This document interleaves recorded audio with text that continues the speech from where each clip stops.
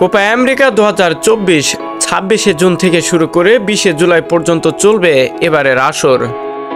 দুই দলের দুই তারকা নেইমার জুনিয়র আর লিওনেল মেসি, একদিকে নেইমারের ইনজুরি আর অন্যদিকে লিওনেল মেসির বয়সের ছাপ।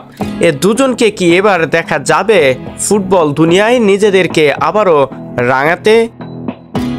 একদিকে নেইমার জুনিয়রের গুরুতর ইনজুরি আর অন্যদিকে লিওনেল মেসির বয়সের ছাপ এবং কি আনফিট, সব মিলে এ দুই তারকাকে আবারও কি দেখা যাবে এবার কোপা আমেরিকায়?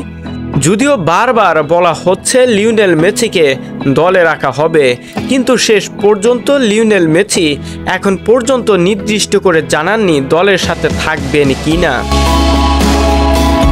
বিপরীতে নেইমারের ইনজুরি নিয়ে তার ফিজিক্যাল ডক্টর জানিয়েছেন যে যত দ্রুত সম্ভব নেইমারকে মাঠে দেখা যাবে, কিন্তু সময় আছে আর মাত্র 1.5 মাস। এর মধ্যে কি পুরোপুরি ফিট হয়ে তিনি দলের সাথে কোপা আমেরিকায় যোগ দিতে পারবেন? এমন প্রশ্ন সবসময় ঘুরপাক খায় ব্রাজিলিয়ান ফুটবল সমর্থকদের মাঝে।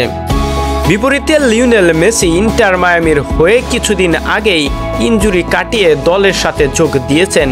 সর্বশেষ ম্যাচে 1 গোলের পাশাপাশি রয়েছে একটা অ্যাসিস্ট। এমন ফিটনেস যদি ধরে রাখতে পারেন তাহলে হয়তোবা দেখা যেতে পারে এবার কোপা আমেরিকায়। হয়তোবা সে কারণেই আমেরিকান ক্লাব ইন্টার মায়ামিতে যোগ দিয়ে নিজেকে নতুন রূপে সাজাতে চাচ্ছেন লিওনেল মেসি। 2026 বিশ্বকাপকে রাঙাতে পারবেন এমনটাই আত্মবিশ্বাস লিওনেল মেসির ফুটবল সমর্থকদের মাঝে।